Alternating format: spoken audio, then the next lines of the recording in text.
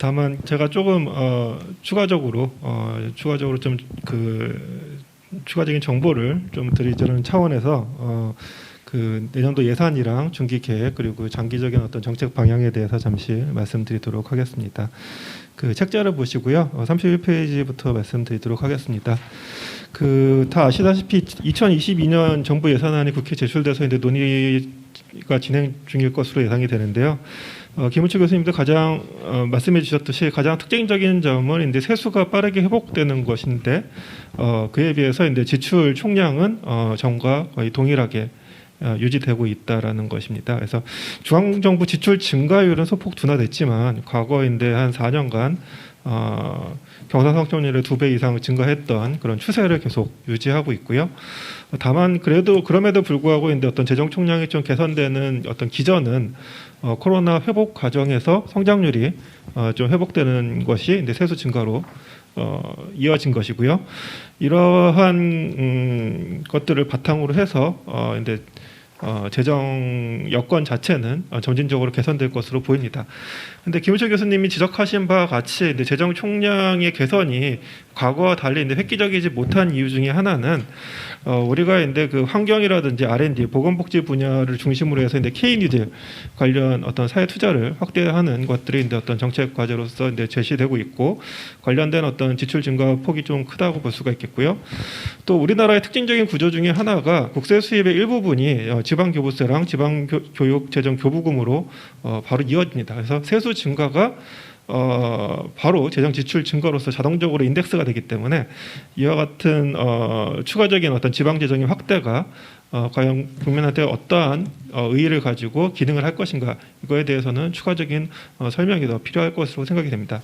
다만 이제 정부 예산안은 중앙정부 예산이기 때문에 이와 관련된 논의들은 이제 지방의회라든지 시민사회단체들이 좀 더 관심을 갖고 지켜봐야 될 것으로 보이고요.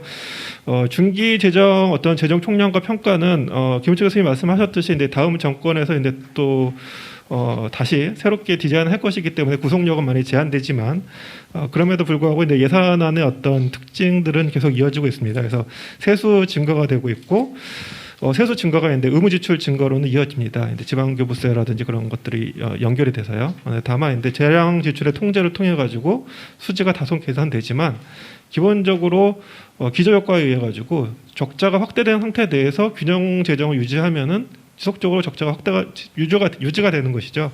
그래서 이제 국가 채무는 누증이 되기 때문에 이와 같은 위기가 발생된 이후에 어떤 회복하기 위한 노력들이 좀 더 필요할 수 있을 것 같고 그러한 과정에서는 지출 증가의 어떤 수요를 감안할 때는 어떤 추가적인 세원 확보에 대한 노력들이 필요할 수 있을 것으로 보고요.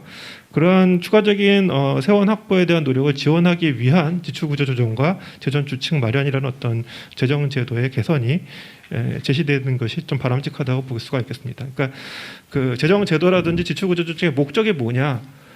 기본적으로 지출을 줄이기 위한 것이 아니라 정부의 기능을 원활하게 수행하기 위해서 세원 확보하기 위한 수단으로서의 어떤 목적을 가지고 시행한다 그러면 실질적으로 어떤 그 기능이 좀 더 나아질 수 있을 것이라고 보고요. 두 번째로 예산 정책에 대한 검토 및 제안의 시간 관계에서 좀 간단하게 말씀드리도록 하겠습니다. 대폭적으로 늘어났던 분야 중에 하나는 코로나 위기 극복 사업들이 2022년에도 대폭적으로 늘었습니다. 이것들은 이제 소상공인 손실 보상이라든지 백신 구매 혹은 치료제 구매 비용들의 어떤 긴급성이나 필요성은 인정되기 때문에 일정 부분 용인이 되지만 다만 구체적으로 이러한 것들이 실질적으로 이제 소상공인이라든지 코로나 위기 극복에 도움이 될 것인가에 대해서는 여러 가지 대안적인 위기 대응 방안들도 검토해 볼 수가 있다고 볼 수 있겠고요. 다음 페이지, 이제 34페이지 보시면은 이제 그 포스트 코로나 관련된 미래 투자 관련도 새롭게 등장하는 재정 수요라고 볼 수가 있습니다. 그래서 디지털 뉴딜이라든지 그린 뉴딜, 휴먼 뉴딜 관련돼 가지고 대폭적인 예산의 증가가 있고요. 다만 이제 어떤 사회적인 투자라든지 장기적인 이제 잠재 성장률 개선을 위한 사회적인 투자가 필요하지만 이러한 투자가 실질적으로 성장으로 이어지기까지 해서는 여러 가지 구체적인 사업이 수요자가 요구하는 방식으로 지원되는가 그리고 시장이 이것들을 받아들일 수 있는가에 대한 어떤 전달 방식의 모색이 필요하다고 볼 수가 있겠고요. 마지막으로 이제 그 지출 구조의 어떤 재구조와 협업 예산의 고도와 통해 가지고 지금 지출 효율화를 추구하고 있는데 지출 효율화의 어떤 큰 방향성을 본다 그러면 경기 대응보다는 위기 극복이라든지 취약 계층 지원, 정부 투자를 통한 잠재 성장률 강화를 통해서 좀 지출의 어떤 재구조화가 필요할 수 있을 것으로 보고요. 마지막으로 이제 36페이지에 재정 건전성 관리 계획들은 지금 주제에서도 보다시피 재정 건전성에 대한 많은 사회적인 우려들이 있어서 다양한 노력들이 있습니다. 그래서 수익 기반을 확충하려는 노력과 세액 수입을 확대하려고 하고요.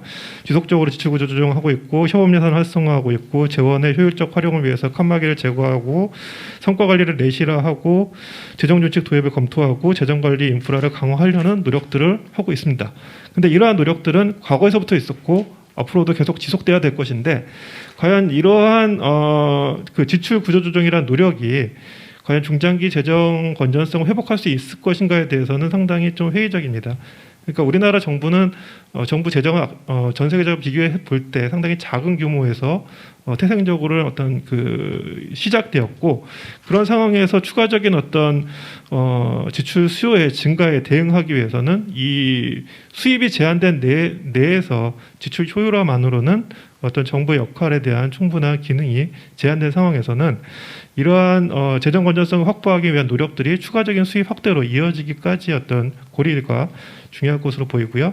그러한 고리로서 어떤 재정 운영의 원칙이라든지 재정 준칙의 마련이 바람직할 것으로 보입니다.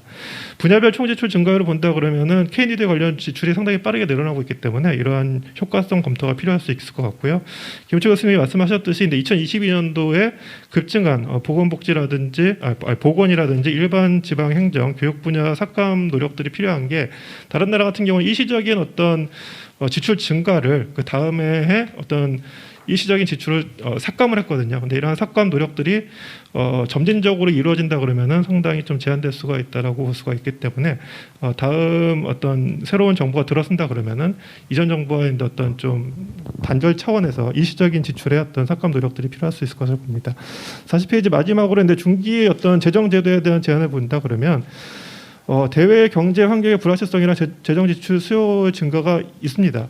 뭐 우리나라의 어떤 뭐 인구 구조라든지 뭐 기후 변화라든지 뭐 잠재 성장률 둔화라든지 여러 가지 어떤 구조적인 문제와 함께 코로나 대응에 대한 어떤 그 필요성 그리고 이제 어떤 산업별, 지역별, 계층별 어떤 불균등을 시정하기 위한 여러 가지 어떤 재정 수요가 있기 때문에 재정 지출의 어떤 중장기적인 지속적인 증가는 불가피하다고 볼 수 있겠고요.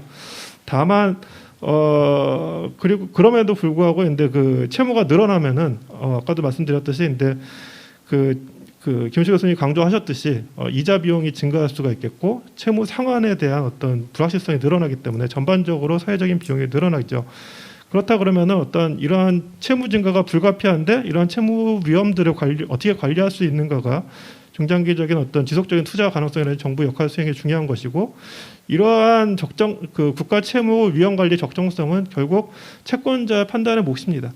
우리가 이제 가계 대출을 받을 때도 은행에서 대출을 받을 수 있으면 문제가 안 되는 것이고 이자에 대해서도 충분한 소득이 있으면 갚을 수 있는 것이기 때문에 채권자의 판단의 몫을 신뢰를 어떻게 확보할 수 있는가가 중요한 것이고 이러한 신뢰를 확보하기 위해서는 기본적으로 우리나라가 채무로 조달한 재원을 어떻게 썼는가가 상당히 중요합니다. 그렇기 때문에 지금 K-니드라든지 어떤 잠재 성장률에 대한 어떤 재고를 위한 투자라든지 어떤 사회 불균등도를 시정하기 위한 노력들이 중장기적인 어떤 성장 동력의 재고로서 이어질 수 있다라는 채권자의 판단에 신뢰를 줄 수가 있다 그러면은 국가 채무 수준은 늘어날 수도 있는 거지요. 그러니까 60%라든지 80%라는 기준 자체는 어떤 그 평균적인 에버리지에 대한 기준이고요. 국가별 혹은 경제사의 특성 그리고 지출 구조의 성격에 따라서 국가가 감내할 수 있는 현실적인 적정 채무 수준은 달릴 수 있기 때문에 그러한 적정 채무 수준을 높이기 위한 어떤 제도적인 노력들이 필요한 것이고 그에 대한 기본적인 펀더멘탈은 재정 지출을 얼마큼 책임성 있게 쓰고 투명하게 쓰는 것인가가 채권자한테 알려지고 국민한테 알려진다 그러면 국가 채무가 늘어난다 그러더라도 그걸 감내할 수가 있는 것인데 반해서 지금과 같은 구조에서 지속적인 채무 증가가 있음에도 불구하고 이런 채무가 어떠한 성장 기여라든지 사회적 기여가 명시적으로 뚜렷하게 나타나지 않는다 그러면은 상대적으로 우려가 될 수 있는 상황이 나타날 수 있을 것 생각입니다. 네, 이상입니다.